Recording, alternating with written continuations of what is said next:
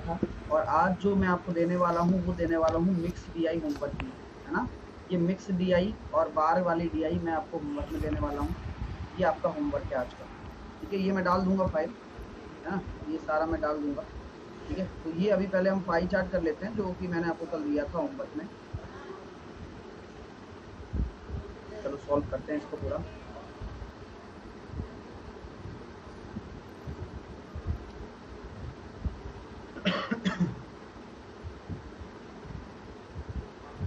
चलिए, तो अब आपके सामने ये क्वेश्चन है और क्वेश्चन को पहले पढ़ते हैं।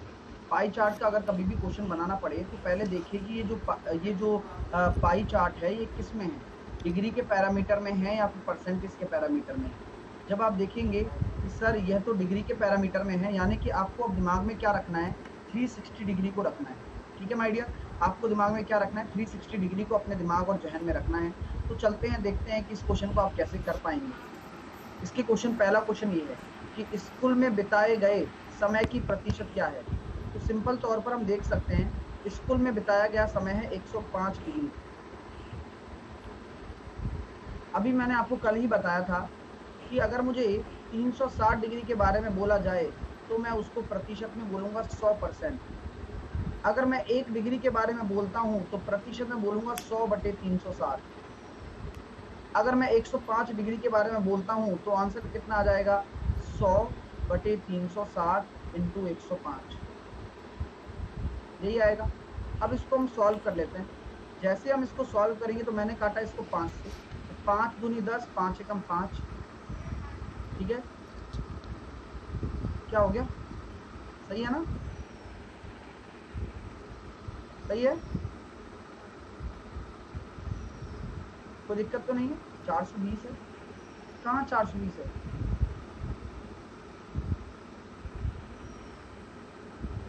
अच्छा टोटल 420 हो रहा है, अच्छा पूरा गलत है क्या ये, हाँ तो फिर इसमें एक्स्ट्रा आ गया फिर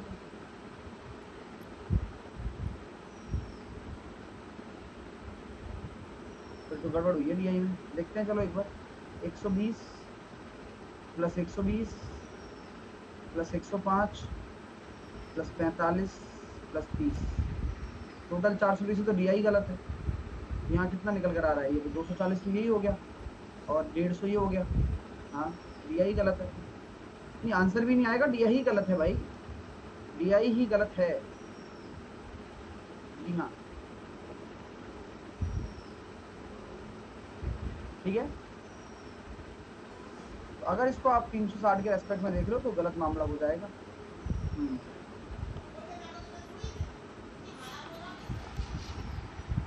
ये 360 ही होता है हमेशा, जो डीआई होगा वो 360 डिग्री ही होगा। परसेंटेज ही तो पूछा है, समझाओ उसको, है ना। डिग्री 360 के रेस्पेक्ट में निकालेंगे, क्वेश्चन रॉन्ग है ना। हमेशा पाई चार्ट बनेगा तो एक गोला अगर बना रहे हो तो हमेशा क्या होगा, 360 डिग्री के रेस्पेक्ट में होगा, ये डीआई ही गलत है। और यहाँ पर अगर 420 आ रहा है तो हम एक काम कर सकते हैं, इसको 60 डिग्री ले लेते हैं।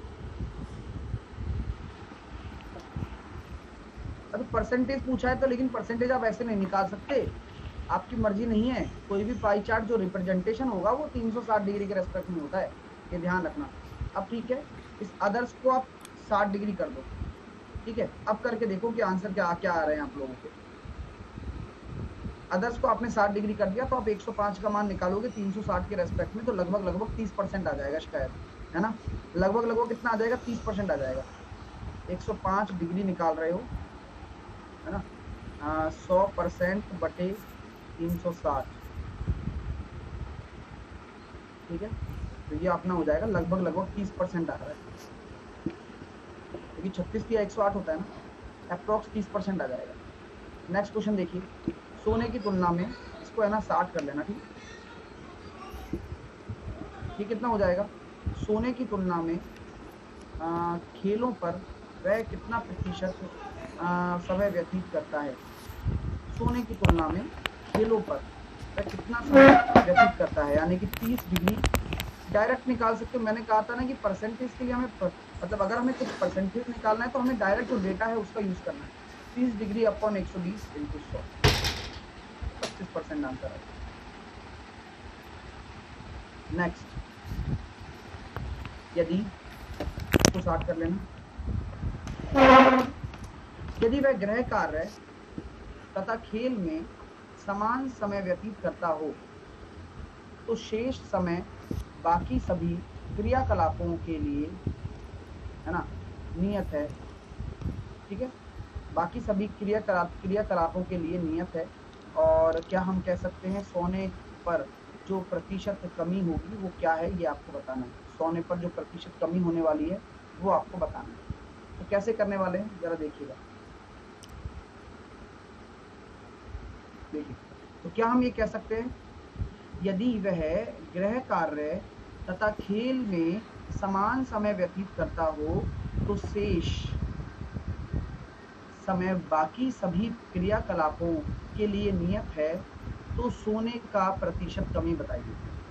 अब मैं आपसे बोलना चाहता हूँ, पहले सोने में क्या था, है ना, पहले सोने में क्या था, और गृह कार्य और खेल में, तो गृह कार्य और खेल में समान समय व्यतीत करता हो। तो आप लोग मुझे बताओ कि पहले हमारा सोने में 120 था, अब गृह कार्य और खेल में समान समय व्यतीत कर रहा है तथा शेष बाकी सभी क्रियाकलापों के लिए नियत है, सब कुछ नियत है। तो आप ये बताइए, जो भी कमी आएगी वो कहां पर आएगी, स्लीपिंग में आएगी। स्लीपिंग में आएगी, कितनी आएगी, 45 की। 45 डिग्री तो कम होगा, क्योंकि कुल मिलाकर 360 होना चाहिए। अब जब आप गृह कार्य को 45 दे रहे हो तो आपका स्लीपिंग में तो 45 होगा, बाकी स्कूल को हम छेड़ेंगे नहीं, गेम्स को हम छेड़ेंगे नहीं। तो अगर मैं 45 इसमें कम करता हूं तो कितना निकल कर आ जाएगा, कितना निकल कर आएगा, तो 20 यहां से चले गए, 75 निकल कर आ जाएगा, 75 निकल कर आ जाएगा।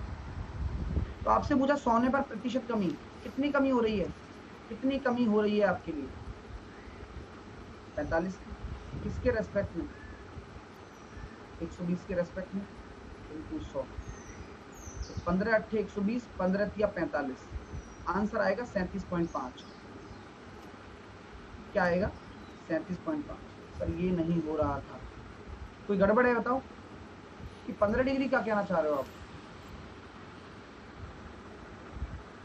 ओहो, मैंने गड़बड़ किया है, दोबारा देखते हैं, गड़बड़ किया है। गड़बड़ कुछ नहीं है, जरा एक बार समझ लो। हाँ, वो मैंने क्या गलत ले लिया उसमें, यहाँ बोला गया है गृह कार्य और खेल में समान समय व्यतीत करता हो, तो गृह कार्य और खेल में समान समय व्यतीत करता हो। मैंने कहा अच्छा भाई, अगर समान समय व्यतीत करेगा तो यहाँ अंतर कितना आ रहा है, 15 ही आ रहा है ना, 15 ही तो अंतर आ रहा है ना। अब ये 15 कहाँ कम होगा ये बताइए, अब ये 15 जो है वो कहाँ कम होगा, जो भी आपका आ रहा है शेष सभी क्रियाकलापों 120 में कम होगा, तो 15 कम होगा 120 में, तो कितना आ जाएगा, 1/8 ये आएगा आंसर। वो मैंने गलत पढ़ लिया था वो, तो बी आपका राइट आंसर होगा। क्लियर हो रहा है क्या, समझ में आ गया, क्योंकि 120 के रेस्पेक्ट में ही तो 15 कम होगा। और वो क्यों कम होगा 15, क्योंकि जब यहाँ से आपने इनको बराबर कर दिया है ना, तो 30 को भी 45 बनाना पड़ेगा, तो यहाँ से 15 कम होगा, ऑब्वियस सी बात है ना। सारी लैंग्वेज का खेल है। अगला क्वेश्चन देखिए, गृह कार्य और विद्यालय में व्यतीत समय का अंतर बताइए घंटों में कितना होगा। तो ये 60 ही मानेंगे, तो गृह कार्य और विद्यालय में सिंपल अंतर निकालना है। गृह कार्य कितना है 45, स्कूल कितना है 105, तो रेशो कितना आ रहा है, रेशो के अंतर पूछा गया है, कितना अंतर है 45 डिग्री, और ये अपने सामने हो गया 105 डिग्री। ठीक है, तो यहाँ कितना निकल कर आ रहा है, 24 डिग्री है, ये ध्यान रखना, तगड़ा क्वेश्चन है। होमवर्क को डिक्रीज नहीं कर सकते, समझ में आ रही है बात। अब मेरी बात को सुनो, अगर कोई घड़ी है, अगर कोई वॉच है, वॉच अगर 360 डिग्री घूमती है, वॉच अगर 360 डिग्री घूमती है तो कितने घंटे लगते हैं? बोले सर 12 घंटे लगते हैं। लगते नहीं लगते बताओ? लगते हैं नहीं लगते? यानी कि 1 घंटे में कितना आ जाएगा? 30 डिग्री घूमेगी। आपका अंतर कितना आ रहा है? इन दोनों का अंतर कितना आ रहा है? 60 डिग्री आ रहा है ना? 60 डिग्री अंतर आ रहा है, इसका मतलब 2 घंटे। मजा आ रहा है? देखो कहां से कहां रिलेट हो गया क्वेश्चन। क्योंकि अगर मैं वॉच की तरह देखता हूं तो 12 घंटे में एक गोला तय होता है और 12 घंटे में 360, इसलिए मैं इसको 360 बना रहा हूं। क्लियर हो रहा है माय डियर? समझ में आया? चलिए नेक्स्ट क्वेश्चन देखिए। यदि वह गृह कार्य का 1/3 समय गणित पर व्यतीत करता, यदि वह गृह कार्य का 1/3% समय घड़ी पर व्यतीत करता और गृह कार्य के शेष विषयों पर दिए गए घंटों की संख्या क्या होगी? तो गृह कार्य का क्या है? गृह कार्य का 1/3 यानी कि 45 डिग्री का 1/3 निकालेंगे 15 डिग्री। 15 डिग्री मतलब कितना होता है? आधा घंटा। आधा घंटा ही होता है। 15 डिग्री का मतलब आधा घंटा हो गया। यानी कि वह गृह कार्य का 15 मतलब 1/3 समय गणित पर व्यतीत करता है, यानी कि आधा घंटा। और गृह कार्य के शेष विषयों के लिए कितने घंटों का होगा? यानी कि हम कह सकते हैं बचा कितना? 30 डिग्री। अब 30 डिग्री के लिए क्या समय बचा हुआ है बताइए? 1 घंटा। तो आपका आंसर अपने आप निकल कर आ गया। ठीक है, क्लियर है ना? और कोई दिक्कत तो नहीं? गृह कार्य के शेष विषयों पर दिए गए घंटों की संख्या होगी। तो आधा घंटा जब इसको दे देगा तो शेष विषयों को देने के लिए क्या बचेगा उसके पास? 1 घंटा ही बचेगा। चलिए, तो दिक्कत करिए। अभी अगला क्वेश्चन। सर जी इन लेक्चर की पीडीएफ किधर मिलेगी? हरीश तुम तो बहुत पुराने स्टूडेंट हो यार, मैं तो गमछे से पहचाना तुम्हें। हाँ, तुम्हें पता है कि अपडेट में मिलती है। तुम कभी कभार तो मतलब घूमते फिरते आते हो क्या तुम? हैं हरीश? कभी कभार आ गए, चलो ठीक है देखते हैं सर कैसे क्या कर रहे हैं। बहुत पुराने स्टूडेंट है, मैंने इसको कम से कम 15-20 क्लास पहले भी देखा।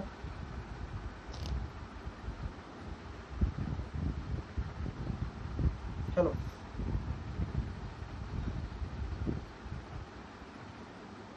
चलो अब इस क्वेश्चन को समझो।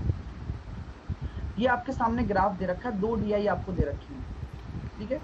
हाँ, ये प्रशासनिक सेवा है 8%, यहाँ पर आपका 22% कस्टमर रिलेशन है, मार्केटिंग का 18% है और HR का 8% है, अकाउंटेंसी का 12% है और डिजाइन का 32% है। इसी तरीके से ये दे रखा है। ये आपका टोटल कर्मचारियों का है, ये आपका महिला कर्मचारियों का है। समझ में आ रही है बात? अगर आपको पुरुष कर्मचारी का निकालना होगा तो क्या करना होगा? आपको टोटल कर्मचारी का निकालकर महिला कर्मचारी का घटाना होगा। अगर मेरे को कहा जाए कि मेल का निकालो तो मेल का कैसे निकालोगे? आपको टोटल का निकालकर फीमेल का आपको क्या करना होगा? माइनस करना होगा। यही तो कॉन्सेप्ट है ना? और वो भी परसेंटेज निकाल कर करना होगा। बढ़िया कॉन्सेप्ट बताऊंगा और बढ़िया मजा आने वाला है आपको। मेरे पास बहुत सारे जुगाड़ हैं, लेकिन मैं जुगाड़ दूं तो सही। आप क्या किया करो, आप एक दिमाग लगा लिया करो। बताऊं? इसको कहोगे तो नहीं, आप इसको भी रेशो में बदल लो। 5 चौके 20, पनाम 45। तो आपका कह सकते हो कि ये 9 रेशो है, ये 4 रेशो। काम की चीज है ये, मैं भी बताऊंगा इसका क्या काम होगा। 5 से काटा है मैंने। चलो देखते हैं आगे, क्वेश्चन करते हैं। अब एक क्वेश्चन मेरे सामने दे रखा है। विपणन विभाग में महिलाओं की कुल संख्या, विपणन व ग्राहक संबंध विभाग में कुल कर्मचारियों की संख्या का कितना प्रतिशत है लगभग? मुझे कुछ नहीं करना है यहाँ पर। मैं आपसे कह चुका हूँ विपणन में महिलाओं की कुल संख्या। तो महिलाओं की कुल संख्या मैंने यहाँ क्या माना है? यहाँ 5 है ना? 4 है, 4 है, 4 और 9। तो 4 विपणन कितना है? विपणन मेरे पास दे रखा है मार्केटिंग 14, यानी कि 4 × 14 बटे 4 × 14 बटे, अरे बहुत मजेदार कॉन्सेप्ट है, बटे विपणन व ग्राहक में कुल कर्मचारी। विपणन व ग्राहक को जोड़ो। विपणन कितना है? 18 और ग्राहक में कितना है? ग्राहक 22, ग्राहक संबंध में। तो 18 और 22 कितना हो गया? 40, यानी कि 9 × 40 100। पूरा सॉल्व करना पड़ा क्या? इतनी कम कैलकुलेशन कर रहा हूँ आप लोगों के लिए। 4 से 4 काट दूंगा और क्या लेते हो बताओ? 0 से 0 काट दूंगा और बताओ? 140/9 कितना आ रहा है? 9 एकम 9 आ रहा है। बचे कितने अपने पास? 5 है ना। तो 9 पनम 45 लगभग कितना आ जाएगा? 16 आ रहा है क्या? लगभग 16 आ जाएगा। कैसा लगा कैलकुलेशन का तरीका? हाँ, वरना मुझे पता है क्या करते आप? 4500 का निकालते, फिर 2000 का निकालते। It's very very tough. तो आपको देखो कितना दिमाग लगाना है, क्योंकि मुझे पता है कि भाई जो रेशो मैं यहाँ लिखूंगा ना वो कट जाएगा, जो मैंने पहले काटा बाद में भी कटेगा वो। तो अब देखो कितना आसानी से सॉल्व हो गया। अगला प्रश्न देखो कैसे करते हैं। संस्था में काम करने वाली कुल महिला कर्मचारियों की संख्या पुरुष कर्मचारियों की संख्या का कितना है? 4/9। यही तो है संस्था में। ओह, संस्था कोई अलग चीज है क्या? नहीं, टोटल ही है ना, टोटल की बात की गई है क्या? ओह, आई एम सो सॉरी। अरे आई एम सो सॉरी। संस्था में कुल कर्मचारी की संख्या, अगर लड़कियां 4 फीमेल हैं, ये 9 रेशो है, तो आदमी कितना हो जाएगा? 5 हो जाएगा। ओके, तो महिला कर्मचारियों की संख्या आदमी से कितना है? 80%। मजा आ रहा है ना? शानदार हो गया ना, शानदार तरीका हो गया ना, हो गया ना बढ़िया तरीका। रेशो से कितना आसान हो गया, मतलब कहाँ का क्वेश्चन कहाँ लेके आ सकते हैं हम। अगला क्वेश्चन देखिएगा। एचआर विभाग में पुरुष कर्मचारियों की कुल संख्या लेखा विभाग में पुरुष कर्मचारियों की कुल संख्या का क्या अनुपात है? तो एचआर विभाग में पुरुष कर्मचारियों की संख्या मुझे कैसे निकालना है? सिंपल तरीका आता है मेरे को। तो सर 9 है ये, और ये कितना है आपका? 4 है। तो 9 इंटू 8 72, और 4 इंटू 64, ये कितना हो जाएगा? 8। पुरुष आ गए 8। लेखा में पुरुष कैसे निकालेंगे? 9 12 नंबर 108, और लेखा 12 चौके 48, कितना आ गया? 60 इंटू 100। अनुपात ही पूछा गया है बस। क्या निकल कर आ रहा है? अनुपात कुछ निकल कर आ रहा है? 4 से काटा 2 बार, 4 से काटा 15 बार। यही आ रहा था क्या आप लोगों का? अगर आपने किसी ने सॉल्व किया तो मुझे एक बार बता देना कि यही आ रहा था क्या? निकल कर ये आ रहा है? बिल्कुल यही आ रहा है। अरे यही आएगा, इसमें क्या करना, यही निकल कर आएगा। सॉल्व कर लो, चाहे कितना ही सॉल्व कर लो। हो गया ना? हो गया ना चुटकियों में? मैं जब मतलब चुटकियों में कर सकता हूँ एसडीआई। आपको मैं यही सिखाना चाहता हूँ कि एसडीआई को आप पलक झपकते ही कर सकते हैं, कठिन नहीं है। चलिए, अमित मीणा कह रहे हो कि आप डीआई को गलत सॉल्व कर रहे हो, ध्यान से एक बार डीआई रीड करो। अच्छा अमित, तुमसे किसने कहा ये तो बताओ मेरे को। अमित बताओ तो सही भाई। मेरे हिसाब से यही तरीका होता है अमित। अगर आपको ये तरीका सीखना है तो जल्दी से क्लास को समझ लो। हाँ भाई, अमित मीणा, समझ में आ रहे हो? बात समझ में आ रही है अमित?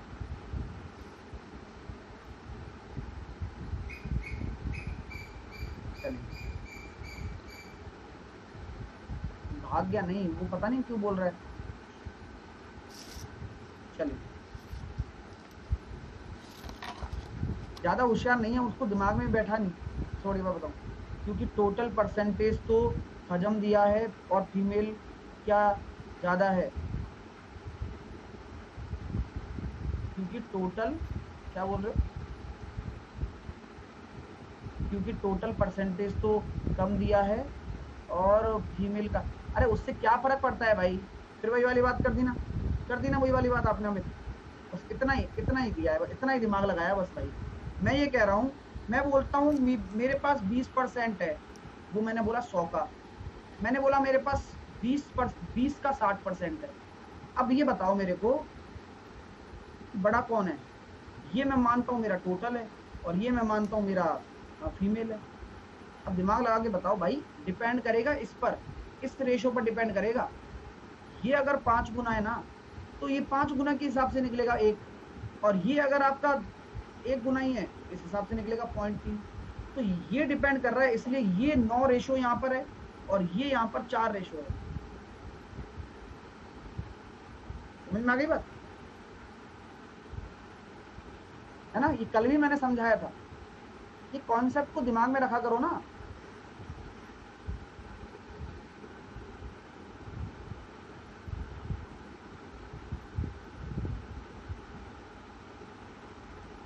आप नहीं समझ पा रहे, मैं टेलीग्राम पर करता हूं मैसेज। अच्छा, अरे तुम समझो भाई साहब, बुद्धि लगाओ अपना तुम। अच्छा ये बताओ, तुमने उससे सॉल्व किया क्या? तुमने पूरा सॉल्व किया इसको, पूरा पूरा तरीके से सॉल्व किया? नहीं किया ना? बुद्धि लगाते नहीं है, तरीका नहीं समझ पा रहे हो। चलो, पूरा सॉल्व किया है ना जिस स्टूडेंट ने, उसको पता लग गया होगा कि इसमें कितना अच्छा है। अब ये क्वेश्चन देखो, मैं इसको 5 सेकंड में करके दिखाता हूँ। प्रारूप, ग्राहक प्रबंध और एचआर में कुल पुरुष की संख्या क्या होगी? अब यहाँ क्या करेंगे भाई साहब? अब यहाँ मैं ये कहना चाहता हूँ कि ये मेरा 9 है और ये मेरा 4 है। अब प्रारूप में क्या होगा? देखो सर, प्रारूप, ग्राहक और एचआर, तो प्रारूप को जोड़ो 32, ग्राहक को जोड़ो 22 और एचआर को जोड़ो 8, 12, और ये हो जाएगा 62। ये 62% हो रहा है। और ये कितना हो रहा है? ये कितना निकल कर आ रहा है? ग्राहक 20, प्रारूप 28 और एचआर 16, 64। ठीक है, अब वही वाली बात आ गई ना, ये 62 किसका है? 9 का। माइनस करना है 64 4 में से। तो मैं आपसे कहना चाह रहा हूं कि यहां से कितना आ रहा है? 8। यहां से कितना आ रहा है? 4 चौक 16, 6। इकाई का अंक आ रहा है 2। ठीक है, इकाई का अंक आ रहा है 2। अब मैंने यहाँ किससे काटा था? 5 से काटा था ना, 5 से काटा था ना मैंने यहाँ पर। तो इस 5 का और गुना कर दो, कभी कभी तो पूरा ओरिजिनल बनेगा, यानी कि 5 दूनी 10 आएगा। कौन से ऑप्शन में आ रहा है? डी में। सही आ रहा है क्या? लगा दो। मैं इतनी फास्ट कैलकुलेशन बता सकता हूँ। अब जब लगाओगे तो आराम से आपके सबके आंसर आएंगे। आपने कितना टेंथ का हो उससे कोई फर्क नहीं पड़ता, बस आपको कॉन्सेप्ट आना चाहिए। मजा आ रहा है? ऐसे डीआई सॉल्व की जाती है। आप मेरे को चाहे 3 पन्नों की डीआई दे दो, मैं उसको ऐसे 2 मिनट में खड़का सकते हैं। ऐसा कुछ नहीं है, मैं आपको दिखा नहीं रहा, सिखा रहा हूँ कि आप यहाँ पर इस चीज को, अगर मीणा जी ये गलत होता ना तो इससे आंसर नहीं आते, है ना?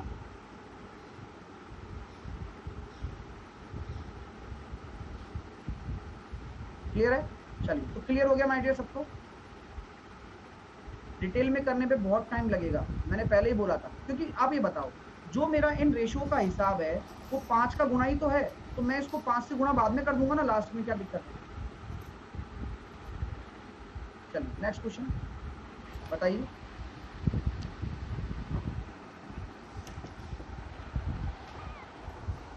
प्रशासनिक विभाग में कुल कर्मचारियों की संख्या इसी विभाग में पुरुष कर्मचारियों की संख्या से क्या अनुपात है? प्रशासनिक की बात की गई है। अब प्रशासनिक में यहाँ पर 8 है, तो 8 नाम 72 में से 8 चौक 40 जाएंगे तो कितना बचेगा? 72 में से 40 जाएंगे 32, यानी कि कुल कर्मचारियों की संख्या कितनी थी? 72, और 32 का रेशियो निकाल दो, कितना निकल कर आ जाएगा? 8 से काटा 4 और 8 से काटा 9, 9:4। चेक कर लेना, वैसे ही आएगा, चाहे आप लेंथी तरीके से करोगे तो भी आंसर यही आएगा। कितनी सी कैलकुलेशन कर रहा हूँ देखो, इतनी सी कैलकुलेशन में आप भी करो, सिखा रहा हूँ, चीजें बहुत अच्छी हैं, आप सीखिए। ठीक है, चलिए। अब जैसे कि ये क्वेश्चन आ गया, 40 कैसे आया? 40 देखो ना, ऐसे आया ना, 10% है ना प्रशासनिक यहाँ पर, और यहाँ पर क्या था? 4 रेशो था, तो 10 चौके 40।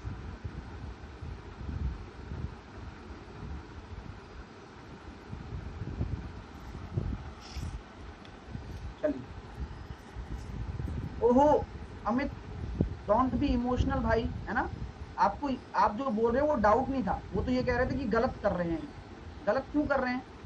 चीजों को समझोगे नहीं ना। अब पता है आपने क्या खो दिया? आपने इसका कंसेप्ट खो दिया है, कंसेप्ट खो दिया आपने। क्यों? इंसान, स्टूडेंट क्या करता है? ईगो पे टिक जाता है। अब उसने, आपने ईगो पे ले ली ये बात कि नहीं नहीं, बस क्लियर है ना? तो ईगो पे मत लेना, सीखने के लिए आओ और सीखो यहाँ पर, ठीक है। DI क्योंकि आपने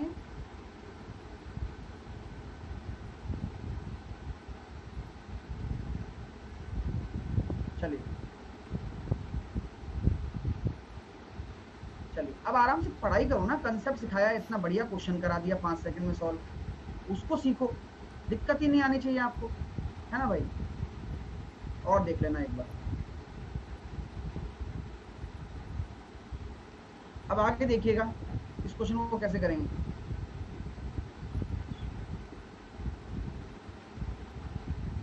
हाँ वो तो फीमेल का है ना, तभी तो मैं घटाऊंगा। देखो ये जो मैंने 40 निकाला है ये तो फीमेल का है और ये टोटल है, तो मेल निकल गया 32 और टोटल कितना था 72। बस आ जाइए।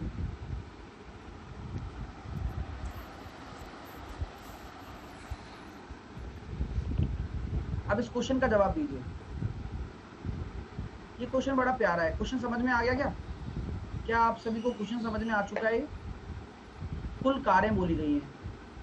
अब ये अलग अलग स्टेट है, स्टेट में डीजल कार इंजन और पेट्रोल कार इंजन, 2 इंजन है, उनका रेशो दे रखा है 5-9, 5-3, 1-1 ऐसे दे रखा है, ठीक है माय डियर। चलिए तो अब देखते हैं, हम इनके बारे में बातें करते हैं और इसके क्वेश्चन करते हैं। पहला क्वेश्चन ये है,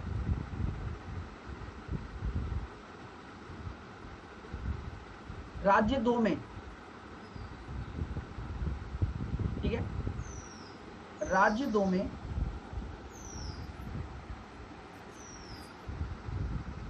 डीजल इंजन कार, राज्य 4 में पेट्रोल इंजन कारों के बीच का अंतर क्या है? राज्य 2 में डीजल इंजन कार, राज्य 4 में पेट्रोल इंजन कार के बीच का अंतर क्या है?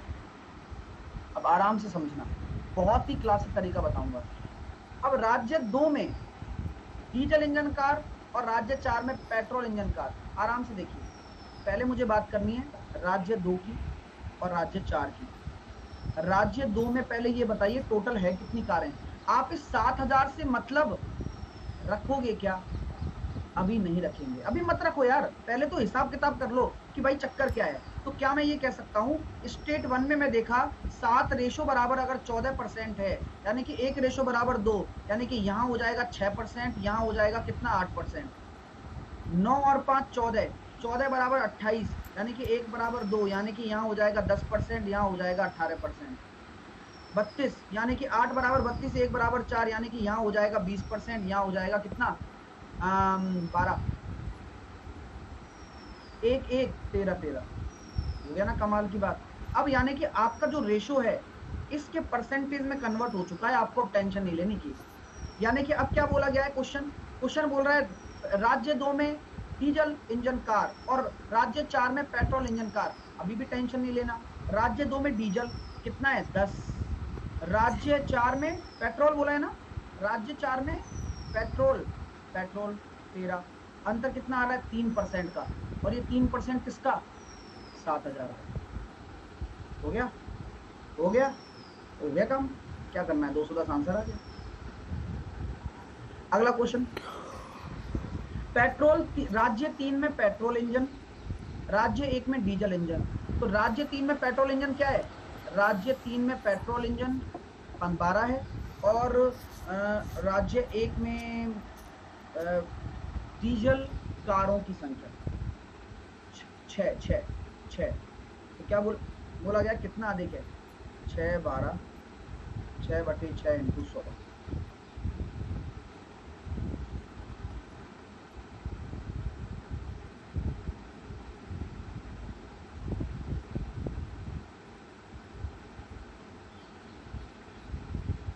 आ गया ना 100 आ गया ना।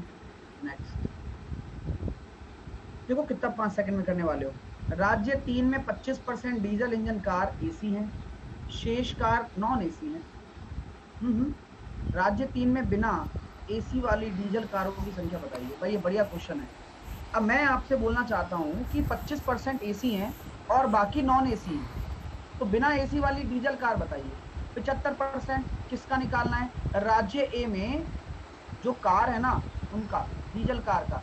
राज्य कौन सा है, अरे भूल जाता हूँ मैं एक बार, राज्य 3, राज्य 3 में डीजल, यानी कि 20% का 75% निकालोगे तो कितना हो जाएगा? 15%। 15% किसका निकालना है? 7,000 का, 105। फिनिश है काम, कुछ है ही नहीं। राज्य 3 में कुल कार, राज्य 2 में पेट्रोल इंजन वाली कारों के बीच अंतर। अब राज्य 3 में कुल कार बताइए, ये भी निकालेंगे, निकाल लेंगे, टोटल जोड़नी है। टोटल कार और राज्य 2 में पेट्रोल वाली कार के बीच अंतर। तो राज्य 3 में टोटल कार कितनी है? 20 और 12 32। और राज्य कौन सा था? 3 के बाद कितना है? 2। 32 में से दूसरा राज्य का गया कितना? पेट्रोल वाला। 32 में से 18 गया तो कितना बचेगा? 32 में से 18 गया तो 14। तो 14 सत्ते 58। पेन नहीं चलाना है, सच बता रहा हूँ। अगर ये जो चीज मैंने आपको बताई ना, देखो अगर एग्जाम में ये क्वेश्चन आता है और ये आपने टेबल बस ऐसी बना ली, नोट रफली नोट कर ली और इस परसेंटेज को डिस्ट्रीब्यूट कर दिया, तो उसके बाद ये क्वेश्चन आपका 5-5 सेकंड के हैं, मात्र 5-5 सेकंड। ठीक है, चलो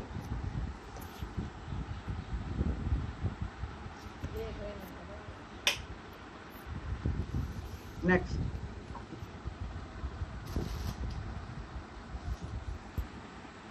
सभी राज्य कारों में पेट्रोल इंजन कारों का औसत लगभग कितना है? औसत पूछा गया है, यानी कि पेट्रोल वालों का औसत। तो कुछ नहीं करना, 12 और 8 20, 20 और 18 38, 38 और 10 48 और 3 51, 51/3, यानी कितना हो जाएगा? ये 51/3 कट रहा है क्या? 17 हो गया। 17 सत्ते कितना हो जाएगा? 119। 4 तो नहीं है ना? 4 है भाई, 4। ऐसी बात कर रहे हो तुम, 4 है तो 4 है तो क्या हो गया? कुछ नहीं, तभी तो औसत आएगा। तो 50/4 इंटू 7,000, तो मैं काट लेता हूँ। 175 175 इंटू 50 करेंगे, कितना निकल कर आ रहा है देख लो आप। यानी कुल मिलाकर ये करना है आपको 7,000 का 51/4 करना है। गुरुजी समरूपता घूर्णी क्या होता है? जैसे वर्ग के कितने समरूपता घूर्णी है, समलंब के कितने समरूपता घूर्णी है।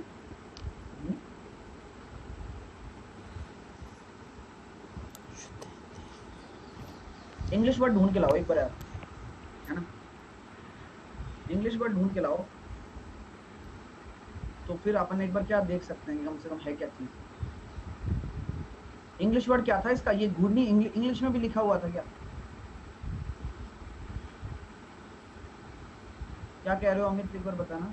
सर एक बार हेल्प कर देना आप 3 बजे वाली सारी पीडीएफ सीएचएसएल एग्जाम से पहले 5 दिन पहले अवेलेबल करा देना, ताकि सारे कंसेप्ट फास्टली रिवाइज हो जाए। हाँ, लेकिन मैं सॉल्यूशन के साथ नहीं करा पाऊंगा डियर। सॉल्यूशंस तो इसलिए तो मैं करवा रहा हूँ उनको, क्योंकि सॉल्यूशन में मेरे को टाइम चाहिए, टाइम नहीं मिलेगा मेरे को इतना, मुझे पता है ना। तो मैं वैसे तो मैं प्रोवाइड करा ही दूंगा, बाकी सारी पड़ी हुई है। सर इंग्लिश में नहीं है। चलो वीरेंद्र, मैं देख के बताता हूँ ना, अभी इस क्वेश्चन को करो। ये कितना निकल कर आ रहा है आंसर? तो देखो 7 एकम 7, 7 पंजे 35 और 4 से डिवाइड करेंगे तो 4 अट्ठे 32, बचे आया 3, 4 9 36, 893 के करीब आ जाएगा, जो भी आएगा देख लेना। लगभग बोला है ना इसमें। चलो ये क्वेश्चन भी हम जादुई तरीके से करने वाले हैं, तो तैयार हैं आप सभी?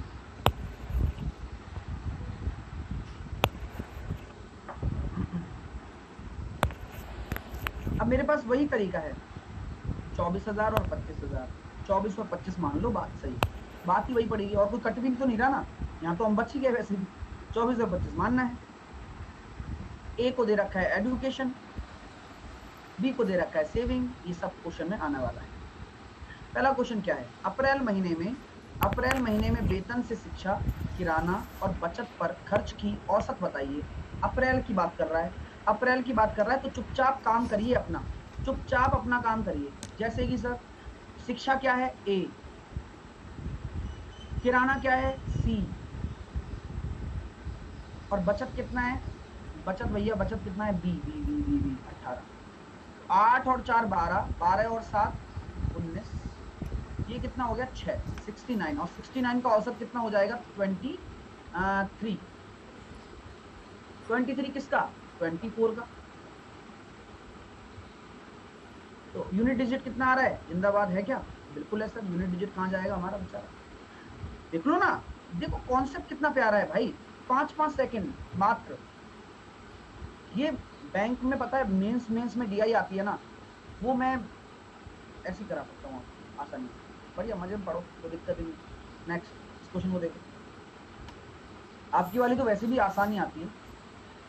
अब देखो ये क्वेश्चन है, डरने की जरूरत नहीं है, कभी भी डरो मत डीआई के क्वेश्चन से। अप्रैल महीने की तुलना में मई महीने में शिक्षा के लिए खर्च कितने प्रतिशत की वृद्धि हुई? अब अप्रैल महीने में क्या है शिक्षा पर खर्चा? अप्रैल महीने में शिक्षा पर खर्चा है 47, और मई में कितना है? 50। मेरी बात सुनो, ये 47 है 24 का, ये है 25 का। एम आई राइट? यहाँ यूनिट डिजिट आ रहा है 8, ठीक है, और यहाँ यूनिट डिजिट आ रहा है 5।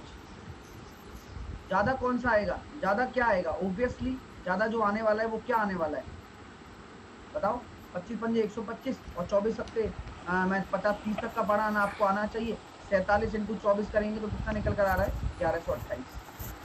तो ज्यादा तो ये आ रहा है, ज्यादा ये आ रहा है ना। तो क्या बोला गया है? अप्रैल माह की तुलना में, यानी कि नीचे क्या आएगा?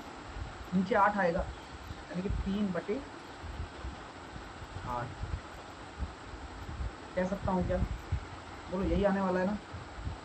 1100 हमारे पास, ओहो माफ कीजिए, अप्रैल माह की तुलना में मई माह में कितनी वृद्धि हुई? मई में वृद्धि हो रही है, वो तो रही है। 1128 में से अगर 1250 में से अगर घटाएंगे तो कितना निकल कर आ रहा है? 122 आ रहा है, 122 आ रहा है ना।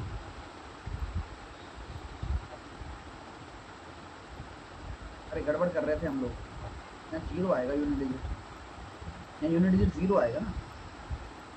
122 0 आएगा तभी तो इसमें से ये जाएगा, 10 में से 8 जाएगा तो 2 आएगा, और 2 आएगा तो नीचे 8 आएगा। तो हम इसको जब सॉल्व करेगा तो कितना आने वाला है? ये कितना निकल कर आया? 1128 आया था। मैं 47 इंटू 24 करने वाला हूँ, तो कितना निकल कर आ रहा है? 1128 आ रहा है।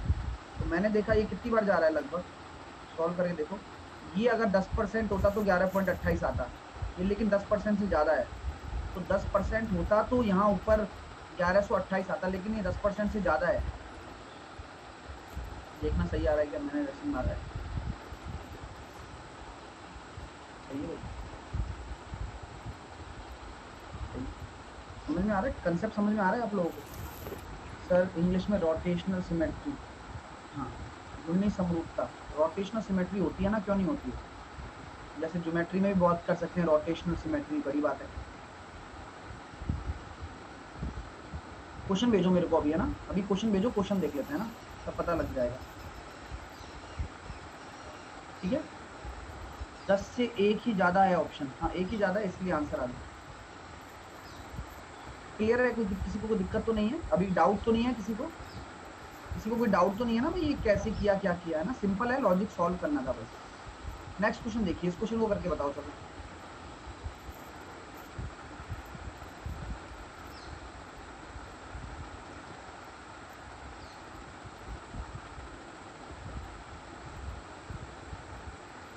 देखो अच्छा क्वेश्चन है, और कैसे करने वाले हैं जरा देखते हैं।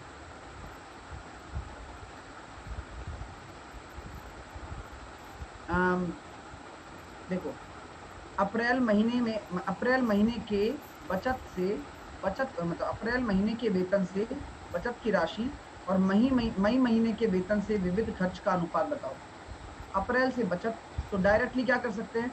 अप्रैल से तो बचत है,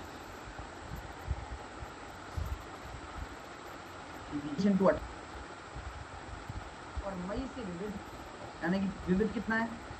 विविध कितना है? ई कितना है? 2।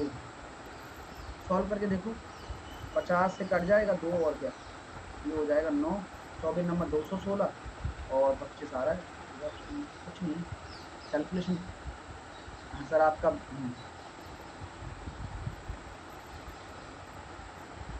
अभी मेरा बेस्ट एडवांस मैथ का कोर्स यहाँ भी मैंने अच्छा पढ़ाया है, और वहाँ भी मैंने अच्छा पढ़ाया है एसएससी में भी, और अगर उससे भी बेस्ट चाहिए तो यूट्यूब पे पढ़ा हुआ है।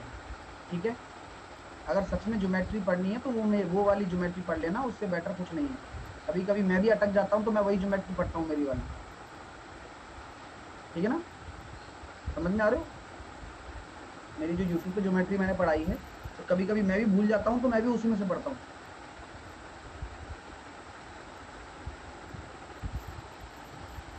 हाँ, फाउंडेशन तो बेस्ट ही लेंगे ना यार, उसमें तो बेस्ट ही पढ़ाएंगे। क्यों नहीं होता हमें, एवरीथिंग इज पॉसिबल। हाँ, भूलना चलना चलता रहता है, कोई इंसान। मेरा तो रिवीजन होता रहता है फॉर्मूले का, इसलिए मेरे को याद रहते हैं, और कुछ और कोई ऐसी बात नहीं कि मैं भूलता नहीं हूँ। भूल सब जाते हैं, और इसलिए रिवीजन बहुत जरूरी है।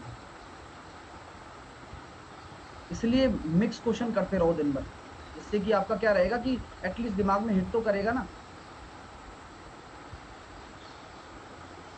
चलो, मई के वेतन से किराना तथा बिजली पर कितना खर्च किया। मई के वेतन से किराना तथा बिजली पर कितना खर्च किया है। तो देखिएगा, किराना तथा बिजली पर कितना खर्च किया है मई 25। किराना कितना है, किराना भाई, किराना किराना है सी 14। और बिजली बिजली बिजली बिजली डी 9। कितना हो रहा है, 23। ठीक है, 23 हो रहा है, और 23 × 25। अलग अलग पूछा गया है क्या, अलग अलग पूछा गया है यार, है ना, अलग अलग पूछा गया है। तो 25 × 14 कर लो, और 25 × 9 कर लो। 25 ना, 225, तो देखो मेरे को एक ये लग रहा है और ये लग रहा है, बी लग रहा है। बस हो गया काम। ये क्वेश्चन है, 2001 में सीमेंट पर कुल राशि का कितने प्रतिशत व्यय किया गया। बताओ, 2001 में सीमेंट पर कुल राशि का कितना प्रतिशत किया गया। तो 2001 में सीमेंट कितना है भैया, 108, और कुल कितना होगा 360 × 100। तो आप काट सकते हो, 36 किया 108, 30% आ गया, काम खत्म। तो ऐसे आपके क्वेश्चन बड़े आसान तरीके से बन जाते हैं। आज की फाइल ये है, इसको भी करना, ये ही बहुत आसान है। अब एक घूमने वाला देख लेते हैं, क्या कहना चाह रहे हो आप। क्वेश्चन वीरेंद्र ने भेजा था ना।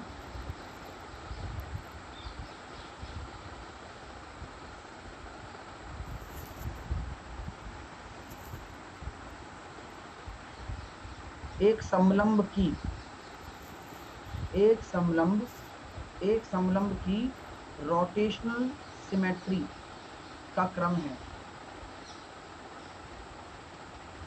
एक समलंब की रोटेशनल सिमेट्री का क्रम है। अब यार ये अपना ही है ना, ये मैथ्स का ही है ना। और रोटेशनल सिमेट्री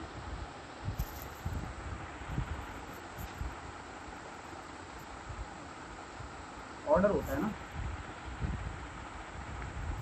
केमिस्ट्री का तो नहीं है ना ये, देख लेना, केमिस्ट्री का तो नहीं है ना ये, क्योंकि हो सकता है कि केमिस्ट्री का हो। एक बार मैं चेक भी कर लेता हूँ, कोई दिक्कत नहीं है।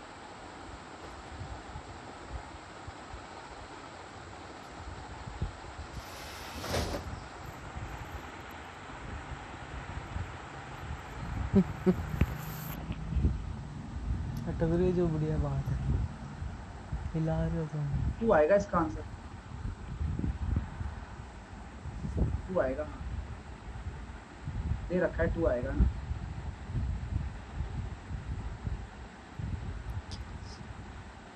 ऐसा है, देखो यार, कंसेप्ट उसका ये बनना चाहिए।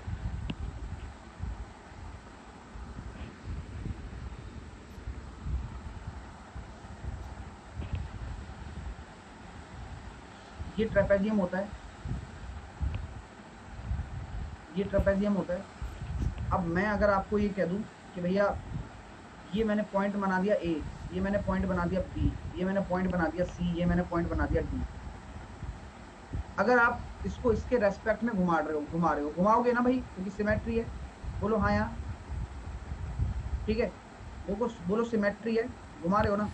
तो बस यही बोला गया है भाई यहाँ पे, कि आप ये कह सकते हो कि आपका जो ये डी पॉइंट है, डी पॉइंट घूम के इधर आ जाएगा, सी पॉइंट घूम के इधर आ जाएगा, ए पॉइंट घूम के इधर आ जाएगा, बी पॉइंट घूम के इधर आ जाएगा। तो वो वही रहने वाला है या नहीं, ठीक है ना। तो आपने जो 2 पॉइंट मार्क किए हैं उस तरीके से, आंसर तो एक दिया है, आंसर तो एक नहीं होना चाहिए। एक बार चेक करेंगे। देखो ये मैं मतलब सही बताऊं तो टू बी ऑनेस्ट, ये कंसेप्ट मैं आपको पढ़ाऊंगा फिर से। अगर इस पे क्वेश्चन आया है तो ये कंसेप्ट मैंने पढ़ाया नहीं है अभी तक आपको, है ना। तो मेरे को देखना पड़ेगा, कोई किसी ऑथर की बुक में कोई अच्छे से परफेक्ट एक्सप्लेनेशन होगा तो ही मैं इसके ऊपर बताऊंगा, है ना। हाँ, ये मैंने अभी अब तक आपको दिया नहीं है, मैंने अभी तक ये कंसेप्ट। ठीक है, हाँ, तो मैं इसमें आपको देख के बताऊंगा। वैसे तो जो भी है सारे रोटेशनल एक बार देख लेंगे किसका है। हाँ कोई बात नहीं, जिनको समझ नहीं आया कोई बात नहीं, अगर मैं जिनको नहीं आया वो बताऊंगा। स्क्वायर में भी बहुत कुछ है।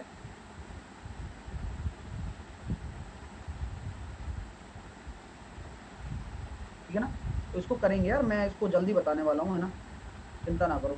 ऐसा करते हैं, एक बढ़िया सा सेशन बनाते हैं, जोरदार। क्या होता है रोटेशनल सिमेट्री? हाँ, आज भी लो, आज ही पढ़ के बताते हैं क्या होता है। तो बढ़िया तरीके से देखेंगे, जो भी होगा बताते हैं। इससे जो भी दिक्कत आए पूछ लिया करो, है ना, इससे इससे सब चीजें समझ में भी आ जाएंगी। ऐसा कुछ नहीं है कि भाई सब कुछ पढ़ा कभी भी नहीं होता है। कुछ चीजें होती हैं रह जाती हैं, और वो अगर रह जाती हैं तो उनको यहीं क्लियर कर लो। अच्छा मौका है एक चीज देखने का, तो जरूर देखेंगे। आप नहीं बताते हो, क्या नहीं बताते हो भाई? क्या बोल रहा है एक बंदा? कौन क्या सिखा के भेज देता है इनको, मेरे को समझ में नहीं आ रहा।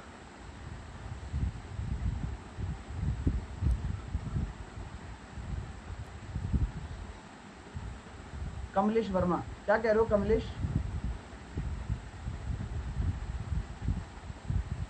क्या कह रहे हो कमलेश, बताओ।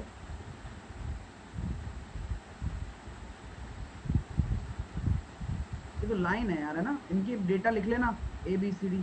शहर बी में पुरुषों की संख्या 1990 से 2000 तक स्थिर है, और 1990 से में ये 7:5 है। 2010 में बी में पुरुषों की संख्या कितनी होगी यदि 1990 में उस शहर की जनसंख्या 12 लाख है? कुछ नहीं है, 1990 किधर है? ये वाला 1990 से 2000, और ये 2000 से 2010। ये जनसंख्या बढ़ती जा रही है। शहर बी की बात कर रहा हूँ। शहर बी में 1990 से 2000 तक क्या है?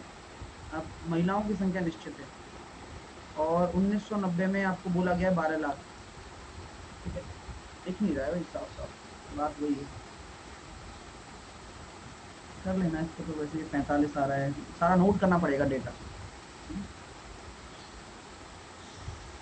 सर एडवांस मैथ स्टार्ट कर दो प्लीज। साई कुमार, अभी तो एडवांस मैथ खत्म किया है, जाकर देखो तो सही, है ना।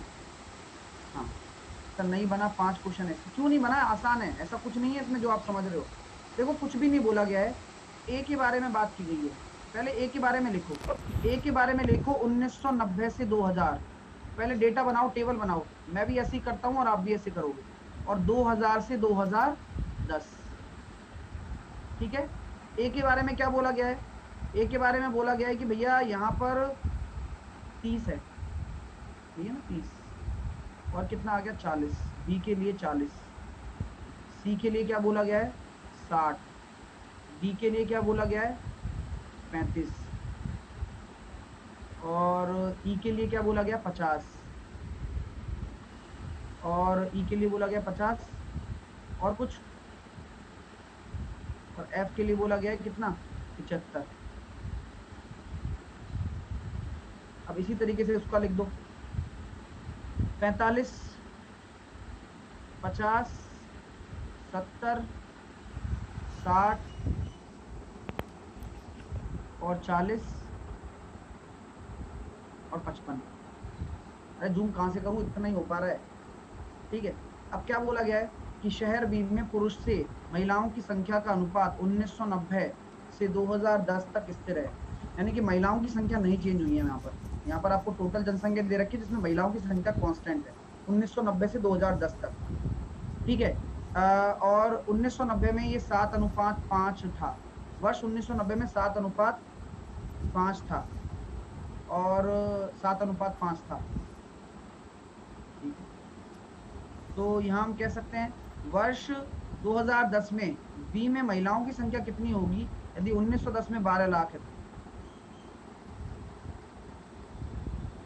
यहाँ क्या बोला गया है, मेरी बात को समझना, कि पुरुष महिलाओं की, बी में पुरुषों से महिलाओं की संख्या अनुपात 1910 से लेके 2010 तक कांस्टेंट है, और 1910 में 7:5 है। यानी कि हर किसी में महिलाओं और पुरुषों की संख्या का अनुपात ये है। तो क्या हम ये कह सकते हैं टोटल आपका कितना हो जाएगा? 12 हो जाएगा, हो जाएगा ना। यानी कि अगर मैं 1990 से अगर 2010 तक की बात करूं तो टोटल जनसंख्या कितनी है? 90 है, अगर एक तरीके से काउंट किया जाए तो। जनसंख्या में वृद्धि, अच्छा परसेंटेज है ये ध्यान रखना, ये भी परसेंटेज है, ठीक है, ये भी परसेंटेज है सारा।